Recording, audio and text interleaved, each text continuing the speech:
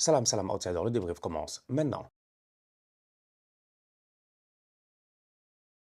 Le Real Madrid l'emporte aujourd'hui 2-1 à domicile face au Benfica. Bon, déjà, avant de commencer le débrief, vous pouvez le voir, je suis dans un environnement totalement différent. Durant les prochaines semaines, vous allez voir des environnements différents. Ça peut arriver de temps en temps qu'on ne soit pas, je dis bien, dans le studio. Donc, du coup, à un moment donné, on va parler des choses sérieuses telles qu'elles sont. Le Real Madrid a gagné aujourd'hui 2-1 face au Benfica. Moi, j'ai un problème dans ce match-là. Avant même de parler du match en tant que tel, j'ai envie de parler des supporters du Real. Avant de rentrer sur le terrain, j'ai envie de parler des tribunes. Sincèrement, c'est pas normal. La semaine passée, on sait tous ce qui s'est passé. La semaine passée, on sait tous ce qui s'est passé. Effectivement, franchement, on sait tous ce qui s'est passé. Il y a eu comment on appelle ça, cette altercation, il y a eu ce moment non acceptable, il y a eu cet instant de racisme qui s'est passé entre Cristiani et puis Vinicius. Vous soyez d'accord, vous soyez pas d'accord, franchement, je vous ai déjà dit, c'est pas mon problème. Moi, j'ai déjà discuté du cas, j'en ai parlé la semaine dernière, allez voir la vidéo. Le problème n'est pas là. Le problème, c'est une semaine plus tard. Que Cristiani soit suspendu par l'UEFA, ça c'est une chose, il n'y a pas de souci, ils n'ont qu'à faire leur enquête et j'ai hâte de voir la fin de cette enquête-là. Le problème, c'est pas ça. Le problème, c'est que Vinicius, il est à domicile. Il est à Santiago Bernabéu. Il touche le ballon, il se fait siffler par les supporters du Benfica qui sont venus pour assister au match à l'extérieur. Santiago Bernabéu, c'est combien de places? 80 000, 90 000, je ne sais même plus. Moi, je suis parti à Santiago Bernabéu il y a 3 ans, c'était en travaux, il y avait une bâche bleue, on s'en rappelle nous tous. Voilà, c'est un grand stade, il y a énormément de supporters. Moi, je m'attendais à ce que, quand j'ai entendu les sifflets, j'ai eu mal à la tête. Je me suis dit, attends. Je me suis dit, là, on n'est pas à Lisbonne, là, on est à Madrid. Comment tu peux siffler Vinicius? Il est dans son stade. Il se fait siffler par les supporters extérieurs. Et les supporters à domicile ne réagissent pas. C'est un scandale. Franchement, j'avais envie de commencer par cela. Je suis désolé. Je suis désolé. Les supporters du Real, à un moment donné aussi, il faudrait qu'on puisse parler avec eux. Les gars, vous êtes au stade, on est en train de siffler votre joueur. Mais moi, la première chose que j'aurais faite, je ne vais pas vous mentir sincèrement, j'aurais sifflé le Benfica. À chaque toucher de balle du Benfica, je les aurais sifflés. Tu vois, pour la réciprocité.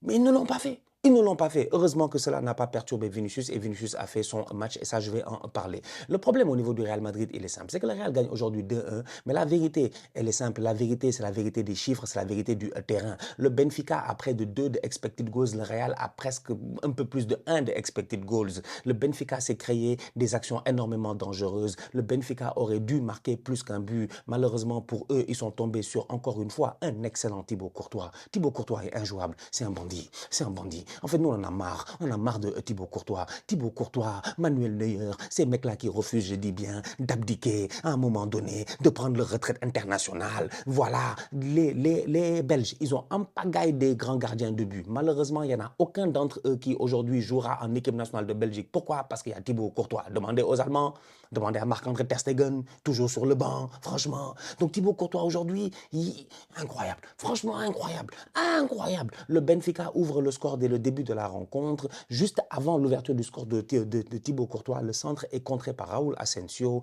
Courtois fait un arrêt, ma foi. Demandez à Rios en deuxième mi-temps, la frappe qu'il a mis, elle doit rentrer normalement. Courtois la voit à la dernière minute parce qu'il y a des défenseurs qui sont sur lui. Il va à terre. Moi, je n'ai jamais vu quand même un gars de 2 mètres se coucher aussi facilement. Franchement, franchement, il se couche d'une manière incroyable. Incroyable. Il s'est couché, il est venu, il a mis la main ferme. Thibaut Courtois aujourd'hui a permis au Real Madrid de garder la confiance dans ce match-là et de garder la sérénité dans ce match-là. Pourquoi? Parce que le Real ne se gère pas. Parce que le Real, à un moment donné, il se qualifie, oui, on les aime bien, d'accord. La Ligue des Champions, c'est leur affaire. Mardi, mercredi, c'est des bandits. Mais est-ce qu'on peut m'expliquer comment est-ce que le Real peut venir sur le terrain à domicile face au Benfica et encore une fois, de la même manière qu'à Lisbonne, le Benfica avait de l'intensité en début de match. Le Benfica avait acculé le Real en début de match. C'est la même manière que le Benfica vient faire la même chose à Bernabéu. Est-ce que c'est normal? Est-ce que c'est normal que le Real Madrid manque un tout petit peu de créativité? Que le Real Madrid n'arrive pas aujourd'hui à construire un jeu avec plusieurs passes, à amener quelque chose, je dis bien, qui nous bluffe un tout petit peu. Je peux être d'accord, il n'y a pas de souci. Mais que le Real est sur le terrain, Fede Valverde, Eduardo Camavinga et puis Aurélien Tchouameni, et qu'il n'ait pas l'intensité qu'il soit, et que les gars se fassent constamment prendre derrière le dos des latéraux, pour moi, c'est pas normal. Franchement, tu as 3 joueurs là qui ne savent faire que ça, courir et défendre. Donc c'est pas normal. C'est pas normal, franchement. C'est pas normal. Je suis désolé, c'est pas normal. Là, les 15-20 premières minutes de Tchouaméni, de Kamavinga et de Fede Valverde, je me pose des questions à savoir, ouais, mais les gars, protégez-vous. Les gars viennent. Ça attaque là-bas avec Trent Alexander-Arnold, ça attaque là-bas avec le boy, comment il s'appelle, comment il s'appelle encore, Carreras. Ça attaque là-bas avec Carreras. Dès qu'ils perdent le ballon en transition, un long ballon, je dis bien, un long ballon dans le dos de Carreras et de Trent Alexander-Arnold, automatiquement, le Real a été mis en danger. C'est pas normal. C'est pas normal. Franchement, de temps en temps, j'ai l'impression qu'il rentre sur le terrain. En fait, le Real, il a fallu que Benfica marque pour que le Real commence à se dire, ouais, là, maintenant, on va jouer au football, là, on va être sérieux, là, on va commencer à se gérer. En fait, moi, je ne comprends pas comment tu peux commencer le match. OK, tu mènes 1-0, c'est pas beaucoup, 1-0, c'est très petit, 1-0, un but. Quand il n'y a pas de but à l'extérieur, ce n'a plus la même valeur que dans le temps. Donc, du coup, je m'attendais à ce que le Real, en plus de ça, il y a un scénario. Il y a ce qui s'est passé la semaine passée. Il y a José Mourinho, il n'est pas sur le banc, il est suspendu. On ne l'a même pas vu du match. Je ne sais même pas, il est où Mourinho. Mourinho, il est où? Mourinho, toute la semaine, on ne l'a pas entendu. José. T'as entendu Vincent Compagnie? T'as entendu Vincent Compagnie? Non, José, t'as déconné. Franchement, José, José, José, José, avec tout le respect qu'on te doit, tonton, franchement, avec tout le respect qu'on te doit, tonton, franchement, tu t'es pas géré. La preuve, toi-même, tu sais, tu as disparu des radars. Apparemment, il était dans une prison à l'intérieur de Bernabéu. En haut, j'ai vu des images de El Chiringuito. Ils lui ont mis 2 paquets de chips, 2 jus de bissap. Je sais pas quoi. Ils lui ont dit, regarde le match. Mourinho, on l'a pas vu du match. Donc, du coup, tu regardes cette équipe-là et tu te dis, attends, tu as tout un contexte. Le Benfica, ils arrivent. Il y a leur joueur qui a été suspendu juste avant le match. En fait, il y a tellement de choses qui font de telle sorte que je pensais que le Real, ils allaient venir, ils allaient marcher sur le Benfica. C'est Tokar, là, qui se sont qualifiés. Non, non, non, non, non, non, c'est le Real, j'ai le droit. C'est Tokar là qui se sont qualifiés. Au lieu de jouer sérieusement en début de match, ils ont commencé le match de manière beaucoup trop relaxe. Heureusement que ça reste le Real Madrid, heureusement que ça reste une équipe extrêmement talentueuse avec des top players et donc du coup, automatiquement, on a eu l'occasion de les voir. Ils ont encaissé un but, 2 minutes plus tard, ils en ont marqué un.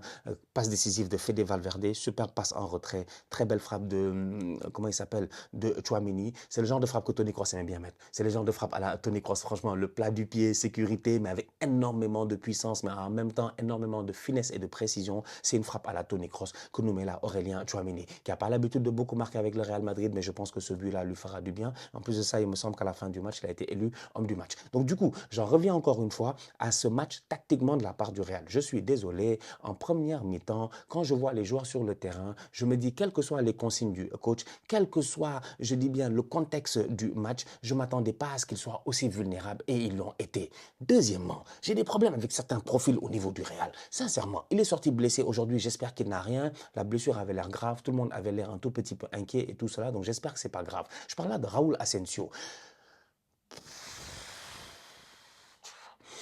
Si on parle de Madrid, on parle de Madrid, on parle de Madrid. Franchement, Asensio, des fois, il prend un carton jaune.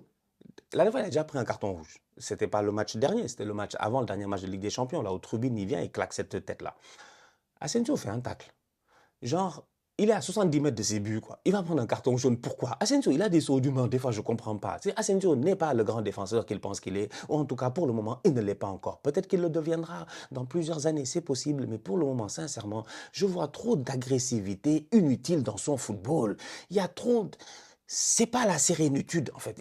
La sérénité, je ne sais pas comment le dire, mais c'est pas... En fait, Thibaut Courtois est trop vulnérable pour plusieurs raisons. Pas forcément juste à cause d'Asensio. La défense ne se gère pas. Les latéraux sont compromis. Les milieux de terrain ne mettent pas l'intensité. C'est pas pour rien que j'ai commencé le débrief en disant qu'à la fin du match-là, tu regardes la réalité du match. Le Real a gagné, OK, 1-0. Pardon, le Real a gagné, OK, 2-1. Mais le Real n'a que 1 de expected goals. Et les autres, ils en ont 2. Pourquoi? Parce qu'ils ont créé 35 000 occasions. Ils ont été beaucoup plus dangereux. Ils ont été en tout cas beaucoup plus précis sur les frappes. Beaucoup plus, j'ai envie de dire, ils ont été beaucoup plus dangereux, tout simplement. Donc, du coup, c'est une équipe de Madrid qui va devoir se réajuster. Elle va aller là. Madrid, ils vont jouer contre qui là?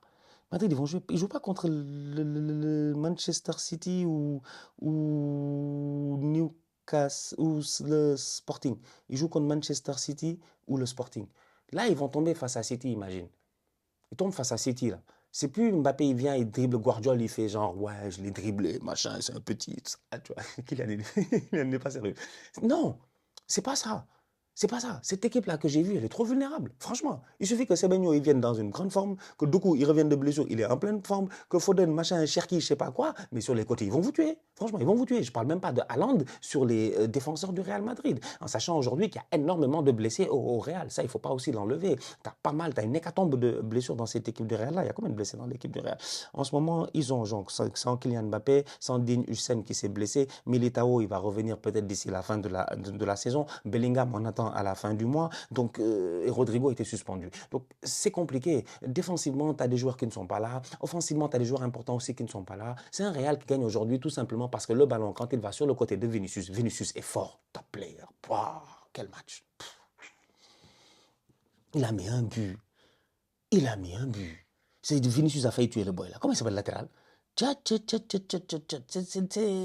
qui était contre Vini? C'est Dal? C'est Dedic? Dedic? Aïe, aïe, aïe. Non, Vini a failli tuer les boys. Mais Vini, il te dribble. Il s'arrête, il ramène le ballon, il te dit reviens. Je repars. C'est l'impression de tu m'as vu, tu m'as pas vu, tu m'as pas vu. Tu m'as vu, tu m'as pas vu, tu m'as vu, tu m'as pas. Il est fou, lui. Quel match de Vinicius, franchement. Son but est sensationnel. On n'en parle même pas. La difficulté que c'est. En pleine course, s'il vous plaît. En pleine course. Valverde a fait 2 passes D, il s'en est sorti, heureusement. Très belle passe en plus. En fait, la force du Real, tu vois, à un moment donné, il y a une action où rapidement, en 4 passes, ils sont dans la partie du Benfica. Si Courtois il a le ballon à l'entrée de la surface, il cherche, il lance le ballon. Je pense qu'il y a Chouameni qui récupère, qui fait passe à Arda Güler. Il fait talonnade sans bouger, hein, à l'aveuglette, parce qu'il sait qu'il a déjà pris l'information avant le ballon. Il fait talonnade. Le ballon arrive sur le côté. Vinicius est parti, ils sont déjà arrivés. J'ai dit ça, c'est la force de cette équipe-là. En transition, ils sont extrêmement rapides. Et c'est comme ça qu'ils sont venus claquer ce deuxième but-là. Le Benfica attaque, le Benfica attaque, le Benfica pense qu'il y a moyen peut-être d'aller faire ce hold-up-là à Bernabeu. Malheureusement, c'était sans compter, encore une fois, sur Vinicius. C'est lui qui porte le Real dans ce match-là offensivement. Il est tout simplement incroyable. Il déstabilise, il change tout, il traumatise cette équipe du Benfica. Vinicius était dans la tête de l'équipe du Benfica. Son but, magnifique. Il est en pleine course. Vous connaissez la difficulté d'être en pleine course et de mettre un plat du pied comme ça, s'il vous plaît, à ras de terre. À ras de terre, s'il vous plaît. La balle n'est pas à mi-hauteur, la balle n'est pas en hauteur, elle est à ras de terre. Vinicius, aujourd'hui, qu'on le veuille ou non, à l'aller, il a mis Benfica en l'air. Au retour, il les a mis à terre. Il rigole pas. Il rigole pas, franchement. Il rigole pas. En plus, il va célébrer sur le poteau de corner et il danse.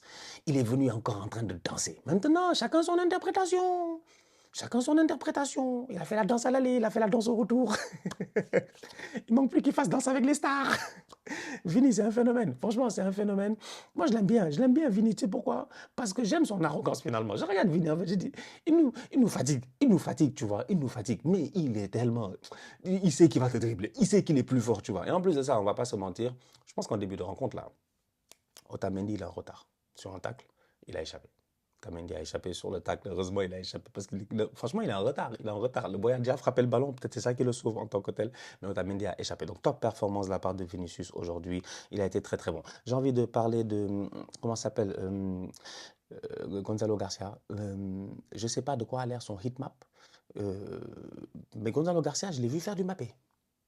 Ah ouais, ouais, ouais. Moi j'ai vu Gonzalo faire du mappé. J'ai vu Gonzalo désolé. J'ai dit, tu vas où toi? Toute la semaine, on a dit à Kylian, reste dans la surface de réparation.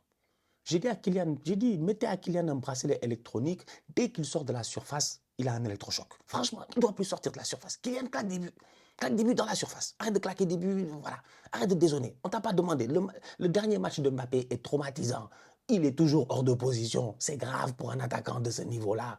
Mais Gonzalo Garcia aujourd'hui a eu la difficulté, je pense, à être vraiment dangereux à la surface de réparation. Est-ce que ça ne vient pas aussi finalement, et c'est peut-être ça qui qui amène Mbappé à dézonner, est-ce que ça ne vient pas aussi du manque de créativité de la part du Real Madrid? Le Real est dangereux sur contre, mais le Real est peu créatif aujourd'hui sur des actions placées. Franchement, ils ont de la difficulté en fait. Donc, de temps en temps, peut-être que l'attaquant, il s'ennuie. Peut-être qu'il a besoin de redescendre, de toucher un ballon, de toucher 2 ballons et puis tout. Donc ça, j'ai vu ça sur le match de Gonzalo Garcia. Mais sinon, mis à part ça, franchement, bon match, bon match, bon match. Ils ont fait le taf. C'est le Real le mardi, mercredi. Vous les connaissez. C'est des bandits, c'est des gangsters, c'est des malfrats, c'est des marcheurs blancs. Ils n'ont pas besoin de venir et de sortir des top performances. Ils ont juste besoin de venir et de faire le taf. Et c'est ce qu'ils ont fait aujourd'hui. Donc voilà, voilà. Belle victoire du Real. On a vu pas mal de jeunes en plus rentrer. On a vu j'allais dire Pistache. On a vu Pitarche. Pitarch rentré, Palacios rentré, voilà, Garcia, bon, ça c'est Fran Garcia, mais bon, on a vu quelques petits jeunes rentrer en fin de match pour agrémenter tout cela tranquillement, en attendant de voir ce que ça va donner en Liga. La famille, on se capte très bientôt pour une nouvelle vidéo.